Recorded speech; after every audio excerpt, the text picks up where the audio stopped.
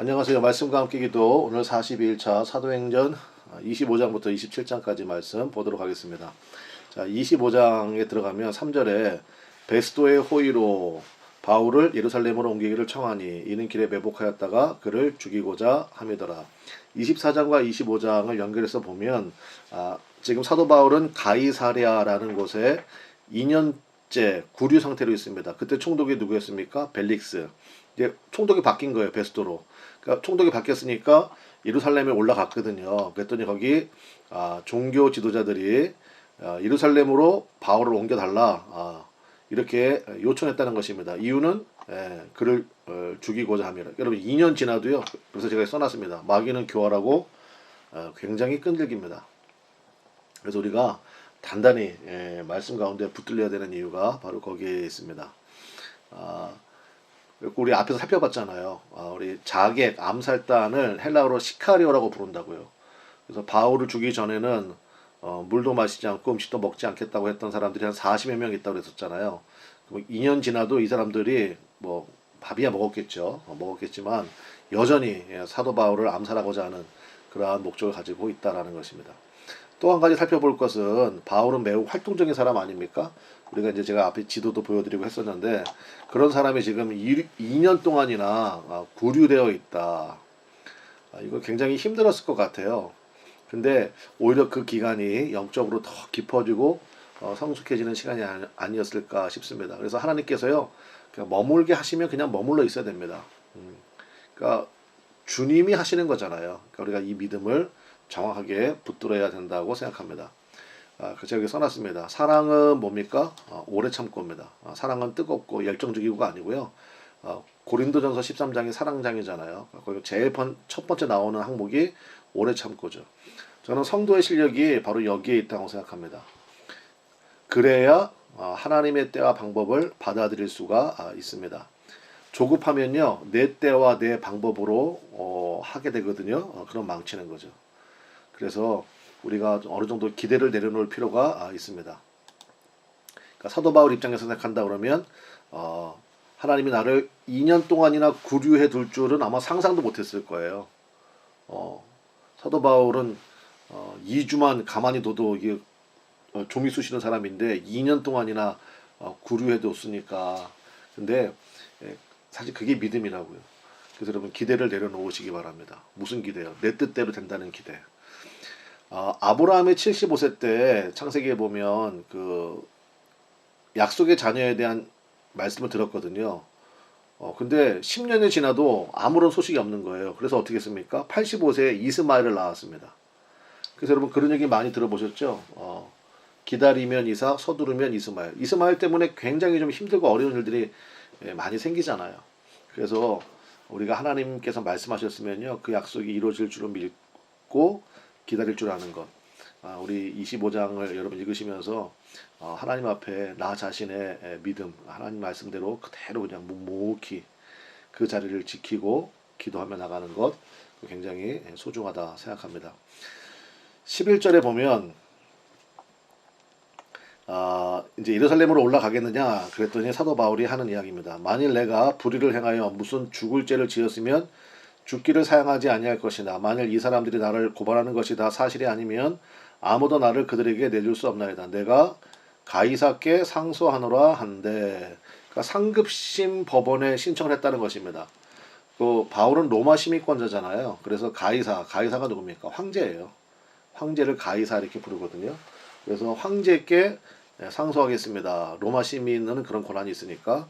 그 당시에 가이사는 네로였습니다. 네로가 AD 54년부터 68년까지 로마 시내를 통치했고, 역사에 좀 관심 있으신 분들은 아시겠지만 초창기 네로는요 한 5년 정도까지는 굉장히 괜찮은 황제였습니다. 그 이후에 맛이 가서 그렇죠. 자, 그 다음에 26장으로 들어가겠습니다. 26장. 자, 사도행전은요 전체 바울 스스로의 변호가 3번 나옵니다. 22장에 보면 벨리스 총독 앞에서, 그 다음에 24장에 보면 베스토 총독 앞에서, 그 다음에 26장에 아그리빠 왕 앞에서 이렇게 스스로를 변론하는 그런 내용이 나오는데요. 26장 내용이 좀 굉장히 좀 더 자세하고 의미가 있고, 그 다음에 이런 거 있는 것 같아요. 제가 2년 동안의 구류기간이 있었다고 그랬잖아요. 그 기간 동안에 자신의 사역이나 또 자신의 소명에 대해서 조금 더 깊게 묵상하지 않았나. 그래서 확실히 다릅니다. 그래서 제가 여기 써놨습니다. 바울 스스로 생각이 강화되고 정리되는 시간이었다. 여러분, 그런 거 있죠. 회고록과 간증의 차이가 뭘까요? 회고록과 간증의 차이. 예, 저는 이거라고 생각합니다. 십자가가 있냐 없냐. 그러니까 십자가를 통과한 이야기면 간증이에요. 근데 십자가 없이 그냥 자신의 인생 자랑 이런 거 하면 그냥 회고록 정도 되겠죠. 근데 우리는 회고록을 쓰는 사람이 아니라 간증하는 사람이죠. 그러니까 십자가를 통해서 과거에 내가 어땠는데, 내가 그 은혜를 어떻게 만났고, 그리고 지금 현재 어떻게 변화되었는지, 예, 그것이 바로 우리 성도들의 이야기가 되어야 되지 않을까 싶습니다. 그러면서 이제 14절에 제가 좀 내용이 깊어졌다고 그랬는데 이렇게 표현합니다. 사도 바울이 스스로 그 다메섹 도상에서 예수님 만난 이야기를 이렇게 표현하는데, 우리가 다 땅에 엎드러짐에 내가 소리를 들으니 히브리 말로 이르되 사울아 사울아 내가 어찌하여 나를 박해하느냐, 가시채를 뒷발질하기가 내게 고생이니라. 가시채를 뒷발질하기가 내게 고생이니라. 이제 현대인 성경에 이렇게 되어 있습니다. 사울아 사울아 너는 어찌하여 나를 핍박하느냐, 가시 돋친 채찍을 발길로 차면 너만 아플 뿐이다. 무슨 얘기인지 이해가 되셨습니까? 여러분, 가시 돋친 채찍을 발로 차야 채찍이 아플 리는 없잖아요. 내 발만 상하는 거죠. 그러니까 하나님의 뜻이 정해져 있고 그 뜻에 따라서 순종하는 게 그게 행복하고 그게 감사한 일이고 거기에 기쁨이 있다는 것입니다.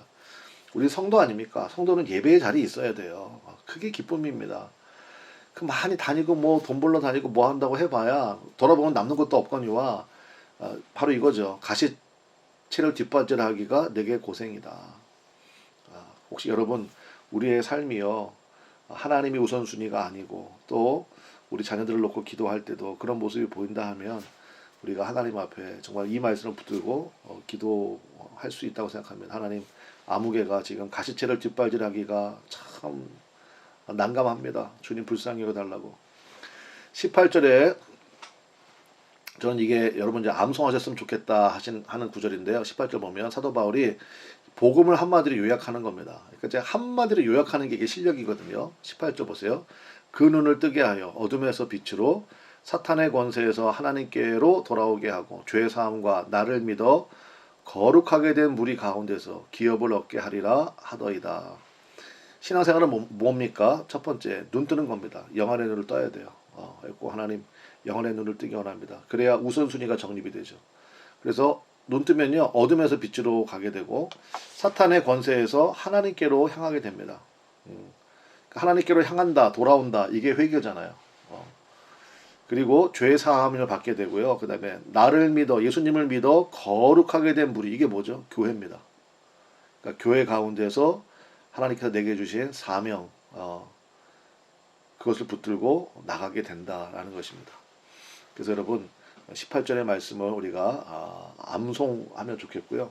이것이 바로 복음입니다. 그래서 여러분 전도할 때 이 말씀을 증거하는 겁니다. 이 말씀을. 자, 우리 마지막 27장으로 넘어가 보도록 하겠습니다. 27장은 제가 여기 써놨습니다. 바울의 로마 행입니다. 이제 바울이 로마를 가는데 이제 가이사랴, 그러니까 이스라엘 항구에서부터 로마까지가 4,000km 정도의 여정이 됩니다. 굉장히 먼 길이죠. 그런데 지금 바울은 이미 하나님께 말씀 받았잖아요. 네가 황제 앞에서도 복음을 증거하게 될 것이다. 그러니까 보세요. 여러분, 그 당시에 이스라엘부터 로마까지 가려면 비용이 만만치 않겠죠. 근데 바울은 공짜로 갑니다. 또 호의를 받으면서. 죄수이신 분이긴 하지만. 그러니까 하나님의 인도하심은요, 기가 막혀요. 자, 4,000km의 여정을 가게 되는데, 근데 이제 요때가 겨울이었습니다. 겨울 10월 달쯤 출발하게 되거든요. 겨울에는요, 북서쪽에서 불어오는 강한 바람으로 사실은 항해 금지 기간입니다. 좀 이따 지도를 좀 보여드릴게요. 그리고 또 아쉬운 게 뭐냐면 27장을 보시면 우리가 용어를 좀 정리해야 됩니다. 여러분, 거룻배가 뭡니까? 거룻배. 저도 여기서 처음 봤어요. 저는 이제 제 성경에 표시를 해놨지만 거룻배가 뭐냐면 승객의 승선, 하선을 위한 작은 배. 그러니까 큰 배에 보면 이렇게 달려있는 배들이 있죠. 옆에. 그게 거룻배입니다. 28절 보면 물을 재어보니 20길이 되고 조금 가다가 다시 재니 15길이라. 이러니까 젊은 애들이 성경 읽기가 싫은 거예요. 20길, 15길. 한 길이 몇 센치입니까, 여러분?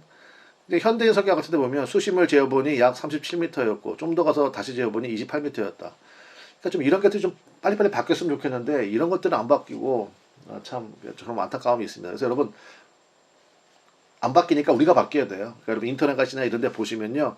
다국어 성경 이런 홈페이지 같은 데 들어가시면 얼마든지 여러분이 이렇게 비교해 볼 수 있습니다. 그래서 여러분 이렇게 좀 성경을 보시면 우리가 훨씬 더 이해가 좋겠습니다. 41절도 마찬가지인데요. 두 물이 합하여 흐르는 곳을 만나 배를 걸매 이 물은 부딪혀 움직일 수 없이 불고 고물은 큰 물결에 깨어져 가니. 여러분 이 물은 뭐고 고물은 또 뭐예요? 현대인 성경을 이렇게 써놨습니다. 배가 두 물살이 합치는 곳에 말려들어 모래톱에 자초되어서 이 물이 뭐냐면 뱃머리입니다. 뱃머리는 움직이지 않고 고물은 뭐겠어요? 선미, 그러니까 배 뒷부분. 그러니까 이렇게 써놓으면 얼마나 좋겠어요. 그죠? 이물은 뭐고 고물은 뭐냐. 이모인가 고모인가 이게 뭐죠? 그러니까 참 이런 안타까움이 있어서 용어 정리 좀 해봤습니다. 간단히. 자, 지도를 한번 보시겠습니다. 지도를 보시면 자 보면서 잠깐 설명드릴게요. 자 이제 보르기오 베스토가 총독이었죠. 가이사라에서 바울이 나는 황제께 항소합니다. 그래서 가이사에게 항소하도록 로마로 이제 보내는데 자 배를 타고 가는 겁니다. 그 당시 교통수단은 배고 배 아니면 다 걸어가는 수밖에 없어요. 그랬고 배를 타고 이제 시돈이라는 곳에 잠시 정박했다가 이렇게 빨간색 줄을 타고 쭉 가는 겁니다. 그래서 이제 이게 무라라는 곳에 도착을 하게 됐는데요. 여기서 더 큰 곡물선으로 이제 갈아타게 되는 것입니다. 그래서 이 대형 곡물선인데 그 6절에 보면 그 배 이름 나오죠. 알렉산드리아 배 이렇게 되어 있는데 그러니까 아마 알렉산드리아에서 오는 배였던 것 같아요. 이거 대형 곡물선이고 그 성경학자들이 얘기하기를 그 배가요 55m 길이, 폭은 16m, 굉장히 큰 거죠. 그리고 276명이 탑승했습니다. 그 당시에 여기가 전부 다 로마가 지배했잖아요. 그 다음에 그러면 여기 보시죠. 여기가 알렉산드리아입니다. 그러니까 이집트가 굉장히 곡창지대거든요. 그러니까 여기서 곡물을 실어서 요렇게 오고 여기 터키에서도 싣고 그래서 여기서 이제 가는 거예요. 로마까지 이렇게. 그래서 그 배를 갈아타게 되었다라는 것입니다. 그리고 이제 가는데 요렇게 해서 살모네를 거쳐서 랴사를 거쳐서 미항 그러니까 아름다운 미자에 항구항자 섞였죠. 그러니까 아름다운 그러니까 여기 크레타 섬이요. 크레타 섬. 자 여기에 이제 도착을 했습니다. 그런데 지금 보세요. 여기 이렇게 큰 화살표도 보이시죠? 그러니까 이 겨울철에는요 이렇게 북서풍이 강력하게 분다고요. 그래서 미항에 도착을 했는데 여기까지는 여기서 서바울이 이제 여기서 겨울을 납시다 이랬다고요. 그런데 사람들이요 여기보다는 여기 베닉스라는 여기 한 64km 정도 됩니다. 베닉스가 조금 더 겨울을 보내기가 좋을 것 같아요. 그래서 조금 더 좋은 데로 가겠다고 가다가 여기서 풍랑 만나가지고요. 여기서부터 여기 그러니까 성경에는 멜리데 섬이라고 나오는데 몰타 로마 아래쪽에 있는 굉장히 경치가 아름다운 몰타 섬까지 요렇게 가게 됩니다. 근데 요 기간이 며칠이었다고 성경에 나와요? 14일입니다. 14일. 2주 동안 유라굴로라는 광풍을 만나가지고 이제 써 있네요. 태풍으로 배가 방향을 잃음. 방향도 잃을 뿐만 아니라 뭐 진짜 다 죽을 뻔했죠. 그리고 대형 곡물선이었잖아요. 그러니까 배를 가볍게 되니까 그 곡물 다 버리고 뭐 이런 일들이 벌어지게 되었고 그 다음에 이제 몰타라는 섬에 14일 만에 도착을 하게 되는데 처음에는요 죄수의 신분이었으니까 바울이 뭐 선장도 그렇고 거기 뭐 백부장도 그렇고 바울의 말을 듣지 않죠. 근데 이제 나중에는 실질적인 리더는 바울이 되는 것을 이제 볼 수가 있는데 이게 27장까지 이야기입니다. 그리고 28장에는 이제 몰타에서 로마로 들어가는 이야기인데 자 요렇게 이제 가게 됩니다. 자 제가 몇 가지 좀 써놨는데 이것만 보고 좀 맞추면 좋겠습니다. 자 유라굴로라는 광풍 말 그대로 이제 미칠 광자의 바람 미친 바람이죠. 유라굴로라는 광풍을 만나게 되는데 광풍을 만난 결과 대부분의 인생은 어떻게 되나? 우리 인생을 살다 보면 큰 풍지푸파 이런 얘기 하잖아요. 큰 이제 풍지푸파를 만났다 이런 얘기를 하는데 네, 그럴 때 대부분의 인생은요 여기 말씀에 15절 17절에 있는 것처럼 그냥 가는 대로 갑니다. 바람 부는 대로 그냥 끌려가고 그 20절에 보면 구원의 여망이 다 없어졌다 그런 이야기가 나오거든요. 그러니까 이제 광풍이 있으니까 그 당시에는 나침판 이런 게 없잖아요. 별 보고 뭐 해 보고 방향 잡는 건데 오랫동안 해도 안 떴어요. 그러니까 당연히 밤에 별도 안 보이고 그러니까 뭐 여기가 어딘지도 모르겠고 뭐 그랬으니까 구원의 여망이 다 없어졌다 이런 기록이 있거든요. 그러니까 한마디로 인생들이요 광풍 만나면 인생을 포기하고 싶어집니다. 근데 중요한 건 이거잖아요. 그러면 광풍을 우리가 어떻게 이길 거냐? 23절 25절 내가 속한 바 곧 내가 섬기는 하나님의 사자가 어젯밤에 내 곁에 서서 말하되 바울아 두려워하지 말라. 내가 가이사 앞에 서야 하겠고 또 하나님께서 너와 함께 항해하는 자를 다 내게 주셨다 하였으니 그러므로 여러분이 안심하라. 나는 내게 말씀하신 그대로 되리라고 하나님을 믿노라. 광풍 가운데 있을 때 사도 바울이 한 이야기입니다. 여러분 그래서요 성도는요 무조건 말씀이에요. 우리가 지금 말씀 기도를 하고 있는데 이거를 진짜 이거 계속 할 거거든요. 성경 일독할 때까지. 그러니까 저도 참 저는 이거 굉장히 쉬울 줄 알았어요 저는. 근데 이거 제가 보통 일이 아니더라고요. 근데 저도 굉장히 은혜를 받긴 받습니다만은 저는 좀 더 여러분에게 좋은 말씀의 꼴을 드리려고 나름대로 애를 많이 쓰고 있습니다. 저를 위해서 기도 많이 해주세요. 그런데 여러분 이게 정말 중요하거든요. 그러니까 정말 위기 순간에요 하나님의 말씀을 기다릴 줄 알아야 돼요. 제발 서두르지 마시고요. 사랑은 오래 참고라고 말씀드렸잖아요.